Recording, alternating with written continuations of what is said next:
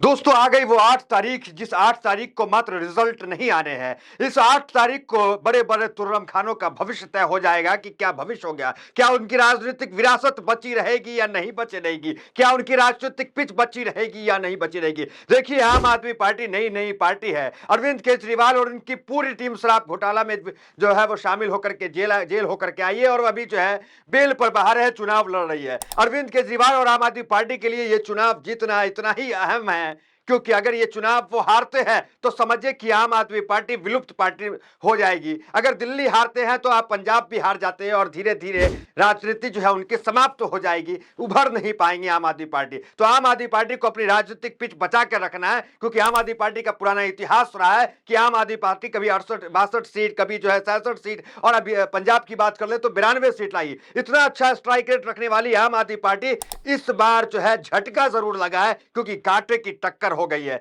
बताते हैं शुरुआती रुझान क्या रहा है और अब कैसे आंकड़ा जो है पूरी तरीके से गणित पलट गया। मीडिया ने तो बीजेपी की पूर्ण बहुमत की सरकार तक बना दी थी, लेकिन हकीकत में आंकड़ा क्या है वो आपको बताएंगे। देखिए, केजरीवाल जो है, आम आदमी पार्टी अपनी जो है वो पिच है, अपनी जो राजनीति को बचा के रखना चाहते हैं। अगर यहां वो खिसके तो समझिए कि देश की राजनीति से वो खिसक जाएंगे। और अब कांग्रेस की बात करें तो वो जो है अपनी विरासत बचाने की लड़ाई लड़ रही है कि वोट परसेंटेज कैसे 4% से बढ़ गए 9-10% हो जाए, थोड़ी विरासत बच जाए, हमारी दिल्ली में कुछ हमारी वजूद हो जाए। इस तरह की लड़ाई हो रही थी शुरुआती रुझान में। जैसे ही शुरुआती रुझान आए, शुरुआती रुझान में हमने क्या देखा कि शुरुआती रुझान में जब पेपर बैलेट का इस्तेमाल हो रहा था तो आम आदमी पार्टी सबसे आगे चल रही थी।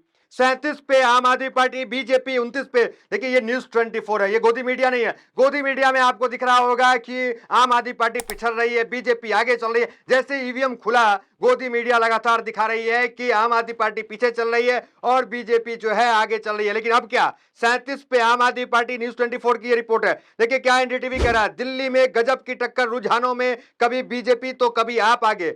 न्यूज 24 के हिसाब से 37 पे आम आदमी है और बीजेपी 29 पे है, ये जो है अभी का आंकड़ा है। और एनडीटीवी कह रही है कि गजब की टक्कर जो है यहाँ पे देखने को मिल रहा है। उसके बाद देखिए बाकी दूसरा चैनल क्या चल रहा है वो दिखाते हैं। मामला कांटे का टक्कर हो गया। सुबह में मैं आपको बता दूं, बैलेट पेपर में बीजेपी कहीं नहीं थी, आम आदमी पार्टी आगे थी। लेकिन उसके बाद क्या हुआ, उसके बाद देखा गया है कि आम आदमी पार्टी नीचे खसक गई और बीजेपी जो है बहुमत के आंकड़े को जो है पहुंच गई थी। आम आदमी पार्टी दूर दूर तक नहीं थी। लेकिन अब मामला फिर पलट गया और जो है कांटे की टक्कर बीजेपी और आम आदमी पार्टी में फिर शुरू हो गई। देखिए 37 पे 29 पे जो है वो 37 पे आम आदमी पार्टी, 29 पे बीजेपी जो है न्यूज 24 पे है। उसके बाद आपको दिखा देते हैं बाकी चैनलों पे क्या स्थिति है वो बता देते हैं। देखिए अब जो है वो बीजेपी 39 पे जो है बताया जा रहा है और आम आदमी पार्टी 31 पे है। मतलब कांटे की टक्कर लगातार जारी है। लेकिन अगर आप आज तक देखेंगे, आज तक में मैंने आपको कहा था कि सुबह में आज तक जैसा चैनल ही बता रहा था 42 सीट बीजेपी को शुरुआती रुझान में देख रहा था, मतलब पूर्ण बहुमत की सरकार बना रहा था।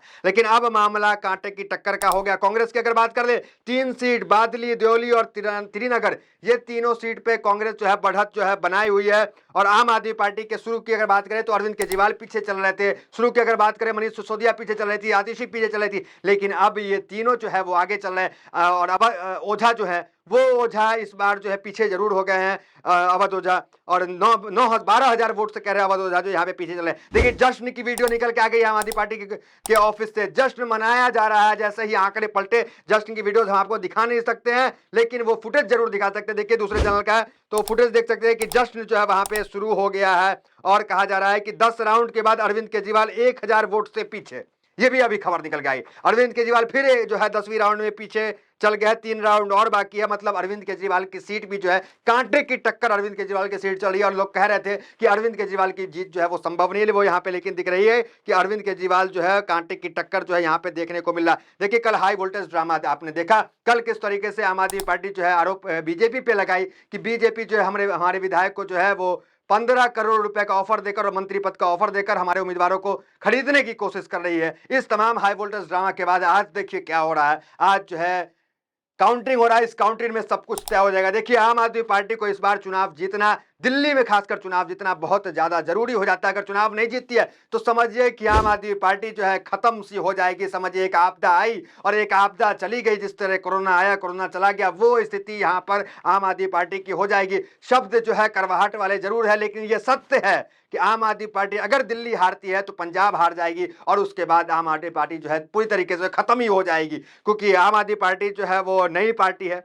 आम आदमी पार्टी का इतिहास रहा। देखिए कभी 67 सीट और 62 सीट दिल्ली में और 92 सीट जो है पंजाब में लाने का काम आम आदमी पार्टी करती थी, लेकिन इस बार आम आदमी पार्टी को थोड़ा झटका जरूर मिला, क्योंकि अभी टक्कर में है मामला टक्कर में, लेकिन इसको झटका ही समझेंगे, क्योंकि अरविंद केजरीवाल जो है वो भारी संख्या में जीत दर्ज करने के लिए जाने जाते थे। देखिए लोकसभा में वही दिल्ली की जनता मोदी को वोट करती थी, लेकिन इस बार विधानसभा में जो है कांटे की टक्कर हो गई। मतलब बीजेपी जो है पैर पसारने में कामयाब रही और कांग्रेस भी कहा जाए एक तरह से पैर पसारने में कामयाब रही, क्योंकि वोट शेयर कांग्रेस का 3% रहा करता था, वो वोट शेयर अब 9 से 10% होने की संभावना है। 3 उम्मीदवार उनके भी आगे चल रहे हैं, तो कांग्रेस ने भी अच्छा यहाँ पे जो है खेल किया। देखिए ईवीएम को लेकर अब सवाल उठना शुरू हो गया। ईवीएम को लेकर लोग लिखना शुरू कर दिए कि ईवीएम से चुनाव हो रहा है। ईवीएम जैसे खुला, हमने आपको बताया कि बैलेट पेपर से चुनाव हो रहा था, आम आदमी पार्टी आगे चल रही थी, जैसे ही ईवीएम खुला बीजेपी आगे निकल गई और अब देखिए मामला कांटे की टक्कर की हो गई। देखिए एक पत्रकार क्या लिख रहे हैं, भारत से जो देश टेक्नोलॉजी में आगे है उन्होंने भी ईवीएम को बैन कर दिया है और भारत का चुनाव आयोग कह रहा है कि हमारा ईवीएम कोई नहीं हैक कर सकता।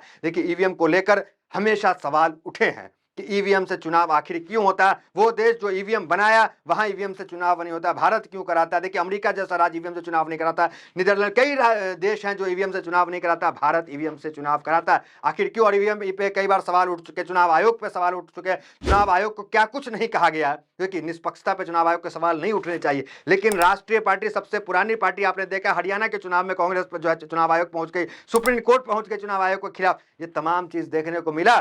चुनाव आयोग पे सवाल उठे, ईवीएम पे सवाल उठे, ईवीएम का मामला सुप्रीम कोर्ट गया, ईवीएम सुप्रीम कोर्ट के वरिष्ठ वकीलों ने प्रेस कॉन्फ्रेंस किया, ईवीएम के खिलाफ बयान दिया, डेमो करके दिखाया कि ईवीएम जो है वो सही काम नहीं करता। हालांकि वो कोई भी तथ्य जो है प्रूफ नहीं हो पाया सुप्रीम कोर्ट के अंदर, सुप्रीम कोर्ट के जजों का कहना है, लेकिन आरोप तो लग रहे हैं। देखिए चुनाव आयोग जो है वो अखिलेश यादव ने चुनाव आयोग को कफन तक भेंट करने का जो है काम जो है कल संसद में किया, वो भी तस्वीरें हमने आपको दिखाया।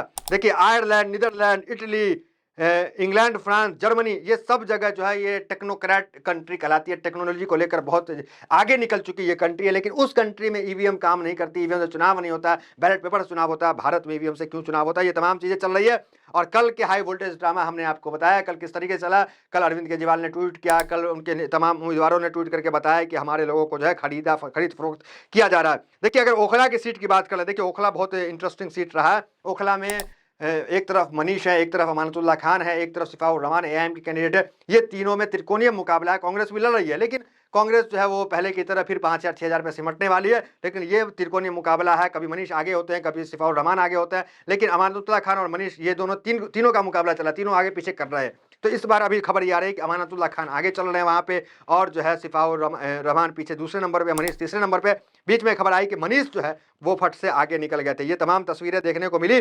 देखिए आम आदमी पार्टी जो है उस जो है वो उनको लेकर के ये कहा जाता है कि ये बहुत ही सजग रहते हैं हर मामले में। अगर उनके आईटी सेल की बात कर ले, वहाँ भी देखें आम आदमी पार्टी का आईटी सेल कितना एक्टिव रहता है, उनके तमाम चीज़ों में एक्टिव रहता है। एक और एक्टिविटी उन्होंने दिखाया कि वो इस बार जो है बैटरी परसेंटेज जो है फॉर्म 17C जो होता है उस पर बैटरी परसेंटेज लिखने का काम किया कि कहीं से भी धांधली ना हो सके। आपने देखा हरियाणा चुनाव में क्या आरोप लगे कि बैटरी का परसेंटेज जिसमें ज़्यादा था उसमें बीजेपी ज़्यादा नंबर से चुनाव जीत रही थी, लेकिन जिसमें बैटरी का परसेंटेज कम था उसमें जो है कांग्रेस जीत रही थी। इसको लेकर के भी बवाल होने का काम हुआ। देखिए एक साक्षी गुप्ता आम आदमी पार्टी के, उन्होंने ट्वीट करके जानकारी दी है कि फॉर्म 17C का पहली बार सही यूटिलाइजेशन आम आदमी पार्टी ने किया है। आम आदमी पार्टी ने फॉर्म 17C को पब्लिक डोमेन में डालकर चुनाव आयोग को सही डाटा जारी करने पर मजबूर कर दिया है। कोई भी फेरबदल नहीं करने देंगे। इस बार ईवीएम मशीन का बैटरी परसेंटेज भी हमारे बूथ एजेंट ने फॉर्म 17C में एंट्री किया है। अब ये मशीन बदल भी नहीं सकते, इसलिए कहते हैं कि भाजपा से सही मुकाबला आम आदमी पार्टी कर सकती है। या उनके नेता कह रहे हैं कि हमने फॉर्म 17C को पब्लिक कर दिया और उसमें बैटरी का कॉलम नहीं था, फिर भी जो हमारे जो एजेंट थे उन्होंने बैटरी परसेंटेज लिखने का काम किया। देखिए अशोक पांडे जर्नलिस्ट हैं, वो क्या कह रहे हैं देखिए जरा सा। आम आदमी पार्टी का विधानसभा का वोटर लोकसभा में भाजपा को वोट देता था, इस बार लगता है कि विधानसभा में भी उसने भाजपा को ही वोट देने का फैसला किया। अगर यही ट्रेंड रिजल्ट में बदलते हैं तो आम आदमी पार्टी की राजनीति खत्म होने की तरफ बढ़ जाएगी। हालांकि 1 घंटे इंतजार करना चाहिए। पहले भी कहा था कांग्रेस अगर 3 महीने पहले जागती तो कुछ सफलता पा सकती थी, इसका वोटर उसकी तरफ लौटता, बशर्ते उससे जीत का भरोसा होता। देखिए तमाम मामला चला। देखिए रवीश कुमार वरिष्ठ पत्रकार है, उन्होंने भी आरोप लगाया कि कैसे जो है, एक ट्वीट उन्होंने भी किया कि महाराष्ट्र में 5 साल में 5 महीने में 40 लाख मतदाता जोड़ दिए गए।